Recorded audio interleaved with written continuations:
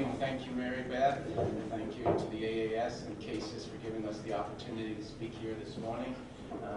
It's been an interesting 2 days and certainly a slightly different crowd, I think more serious than last year, so that's all good.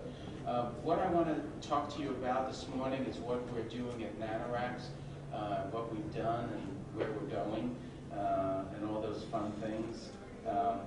We're the first company that owns, operates, and markets its own hardware and space services on the space station.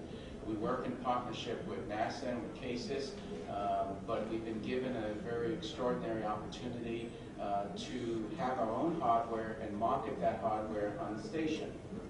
That sounds really cool, but what does that mean? It's not so cool in practice.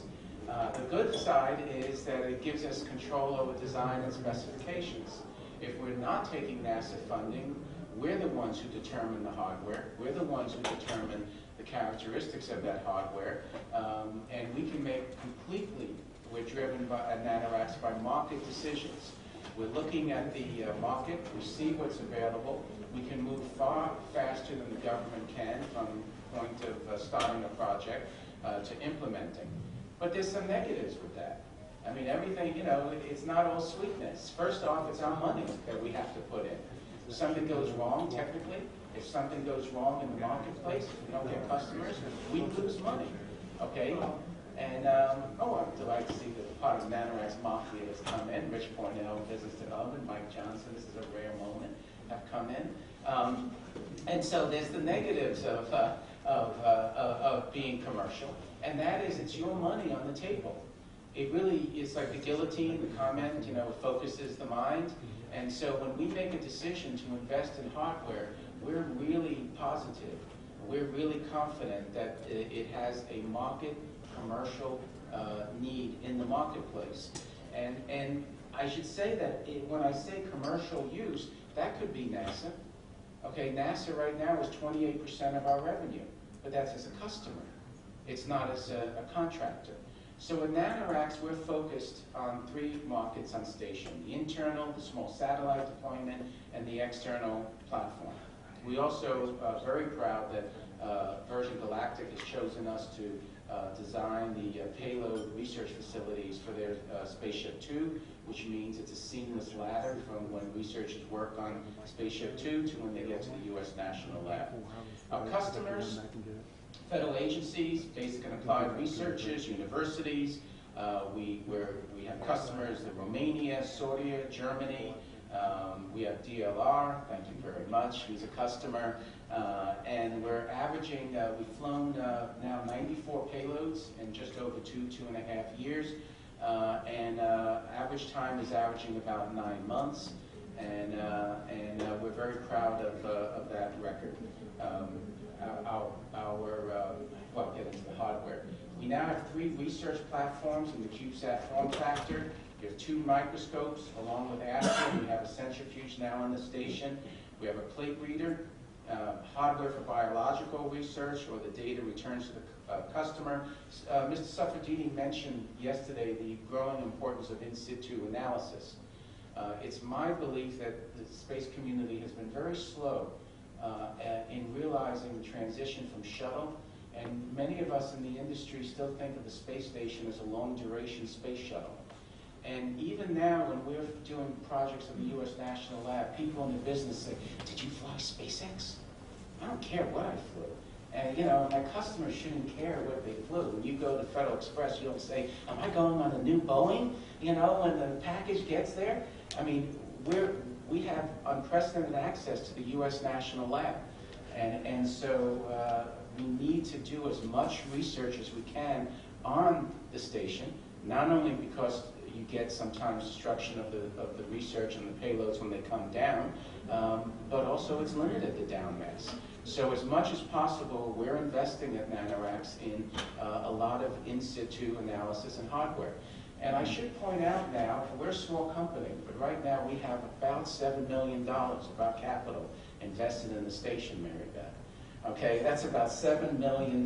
That's not manpower, that's not hours, that's not something, that's cash.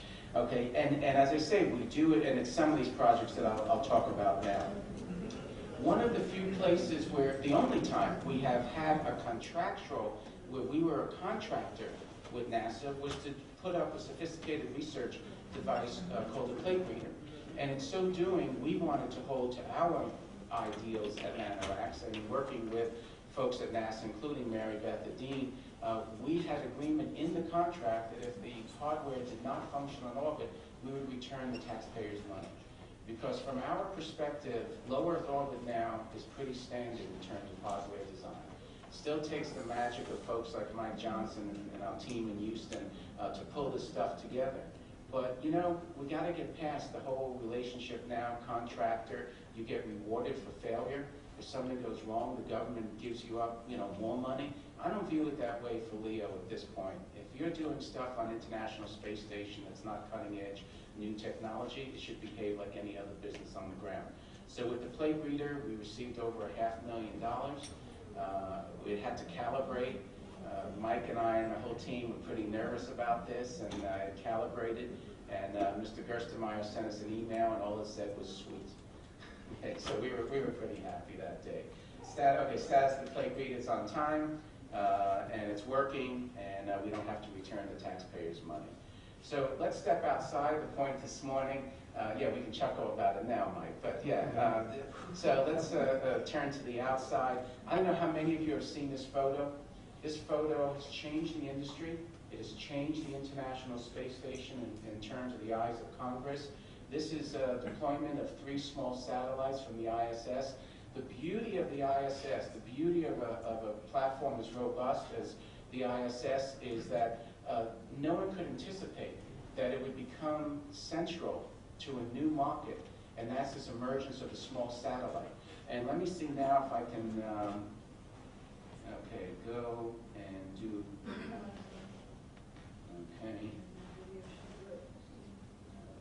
this one. So when we helped coordinate the first small satellite, it was the middle one there, we estimated that there would be about 3 to 5 satellites a year that we would be responsible for deploying from the station. And as you'll see, it's a wonderful story of the station because it's we use the Japanese facilities, we use the Kibo and the front porch, and but right now I have to tell you that we have over 50 satellites under contract. We have 100 under MOU, and let me just show you this video and then talk about that.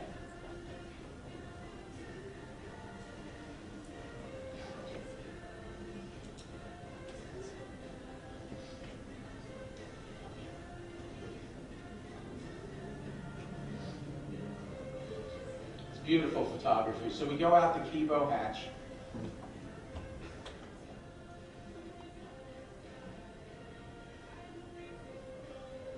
And the first deployment was using the JAXA JSOD, and I'll talk about that quickly in a moment.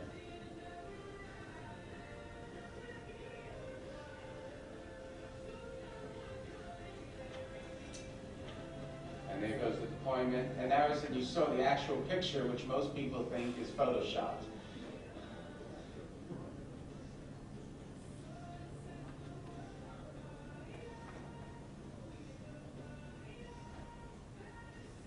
And again, it really wasn't central to the ISS planning to have small satellite deployment to be the reason. We're averaging 9 months. We're flying now. As I said, we have 50 satellites under contract, and contact that gentleman there with his head on watching the email, reading emails. Okay.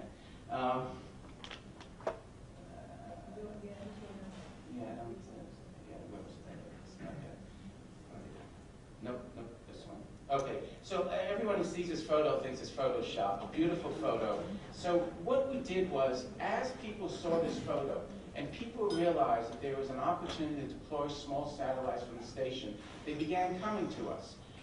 We had a problem. The JSAT was limited. It's limited like 6. You have hatch opening limitations, an agreement between the Japanese and the Americans. There's a limited amount of times the hatch can open. But you also had a technical limitation that you could probably deploy 6 satellites about at a time, a hatch opening. Well, we have American companies, Peruvian companies, people coming to us and saying, we want to deploy. So Mike and his team gets together and they designed NanoRacks launcher. Now here is where commercial, it is really fundamentally changing the landscape.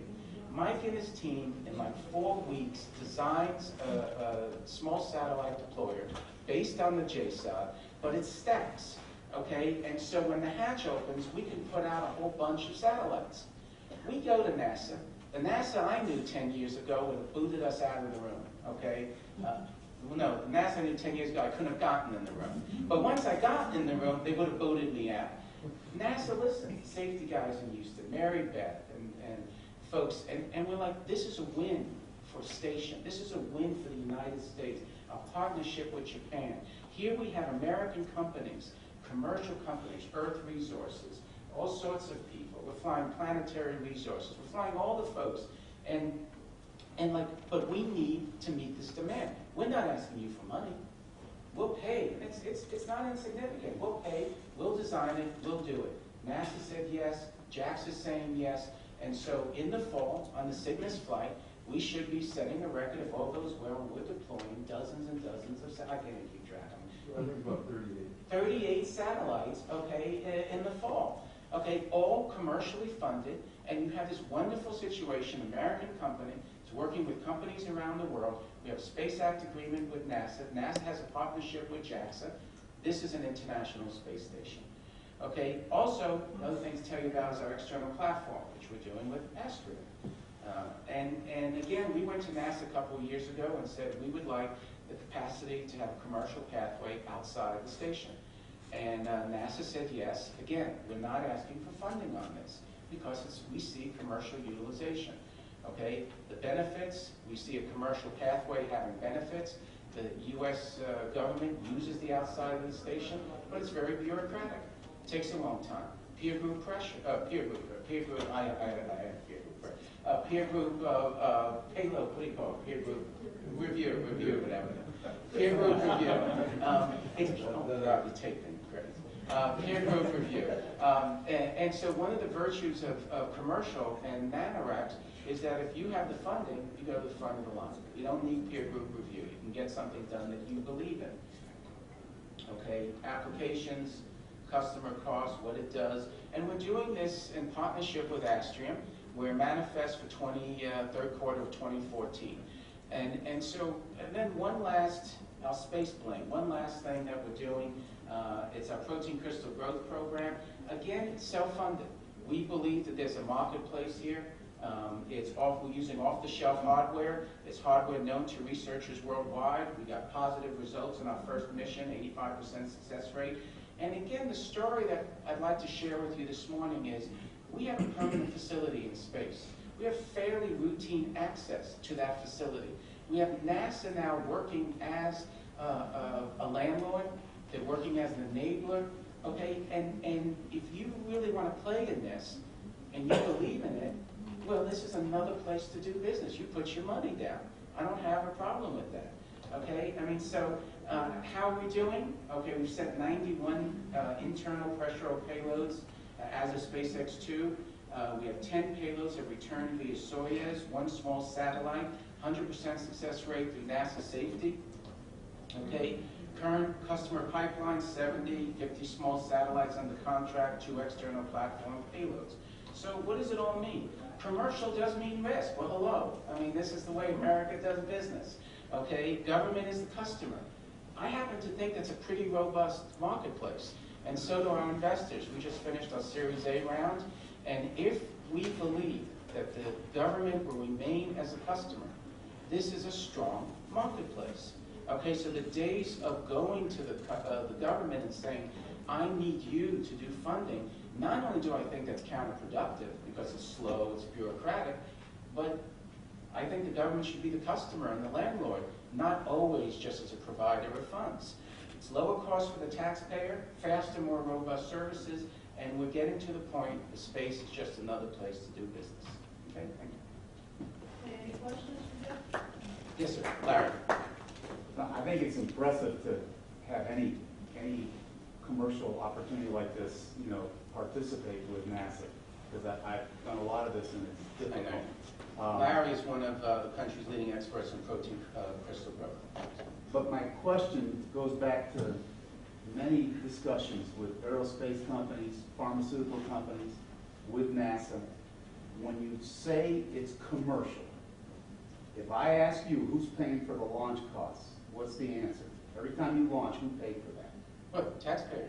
I mean, would we pay for? Taxpayer through NASA, is that right? Yeah, we operate under a Space Act. The reason, first I'll answer your question and tell you why it's commercial. We operate via Space Act agreement, and we fly under the NASA manifest. Okay, so NASA procures SpaceX or Cygnus or Progress or Soyuz on a commercial basis, and we have access to that manifest. And so we are not the NanoRacks paying for the upmass, which is why our prices can stay competitive. However, 90% of our cost is the safety, the payload integration. We are entirely happy at NanoRacks to pay for the upmass. We have no problems paying for the upmass. What you would lose is the kids, we're fine. You'd lose the high schools, the students, that sort of thing. We'd have to charge about 15% more if we went with market rates.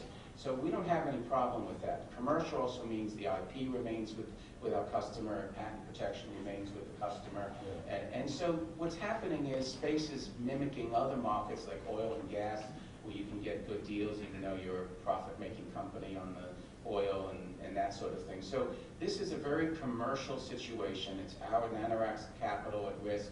And I think the government's correct paradigm at this point. The taxpayers' money is providing the infrastructure. In 5 years, maybe they won't provide the infrastructure. But this is that's a really good point. In 5 years, we may not. Yeah, this is a correct thing. Right, and you lose the schools, but other than that, we're fine. We're fine. So, yes, sir. Hey, Jeff, I wonder if you could just highlight a little bit more about the deployment of the CubeSats. What kind of they're deployed down with a so they end up below the station, I assume. And how are you going to handle with 38? Over what period of time are they coming Michael, out? how are we going to handle 38, Michael? Well, actually, there's a wonderful thing called orbital decay. Yeah, I understand. Right. Yeah. At this altitude, the typical lifespan depends on the solar weather, but Yeah. we're looking at about 6 months to a year of orbital life. So a lot of the, well, actually all of the customers that are flying these CubeSats have kind of built this into their model. So, but what kind of orbit? I mean, it's not in exactly this. But it's just below the station. Just below. Yeah, we launched, we deployed retrograde, Yeah. right down and back, and there's Just an enough analysis to done get. for every deployment so that everything is, so we're sure there's no recontact and all that. That actually gets logged by all the partners. But there's a curious effect to that. There's a curious effect to that, though, in that, especially with the university researchers, a lot of the costs of CubeSats are ground control. Yeah. The longer ground control lasts, the more the project costs. Yeah. So it's a curious thing that I've observed in this is that because of the short duration of the orbit, a lot of the university customers are actually happier with that because they don't have to keep staff on long enough to And I'll point out again, this is, to me, the new NASA, the new relationship. We were told, we went to a meeting, and when some U.S. government folks found out about what we're deploying and what we're doing on the CubeSat dispenser, guy stood up and said, I haven't spoken to NASA, as a U.S. government official, I haven't spoken to NASA in 10 years. You're telling me they're allowing satellites to be deployed from the station? So Mike and his team goes through a very rigorous orbital trajectory analysis with the folks at the NASA Space Center, but they're comfortable. And I should point out that we're not just limited to CubeSats. We're also discussing with folks who can go up to about 60 kilograms outside of the station. So it's a very robust platform, and I had the opportunity to brief Mr. Gerstenmaier and Mr. Suffredini on this, and I said, you know, that's the strange thing about commercial. You don't know what the first win's going to be. We all kind of thought protein crystal growth or biopharma or any of these things, but no, the first win for station is the small satellite deployment. It's a great story. So just, we're in the middle of that analysis, and it may be that over for 38 CubeSats that we launch 6 this orbit, 6 next orbit, Yeah. kind of thing. I mean, we're going to have to space them out over about Which probably a 24 to 48 hours. Which the customers love because they're getting multiple constellations. Yeah. So and it's besides, a- trying it's to a- distinguish yeah. between all those so close is just. Right. Yeah, it's a very interesting situation. Yes, sir? Just had a quick question regarding those launches and the payloads. Are the restrictions on those CubeSats any more restrictive than the requirements for the standard CubeSat?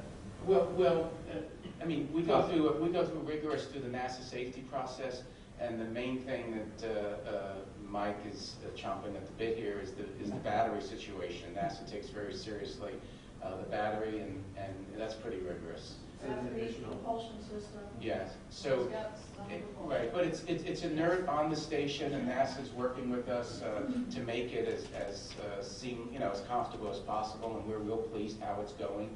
And so some of the advantages of deploying from the station is you go up in the soft bag, you don't get the vibration, the G levels of going up in a standard unmanned DLV.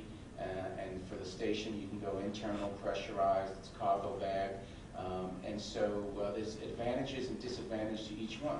We're limited on our on the orbit, as the Yogi Bear of space, Rich Cornell says. It's the what is it? The Goldilocks. The Goldilocks orbit. Not to everyone complains about it, and so but it's working out well, and it's a win for the station.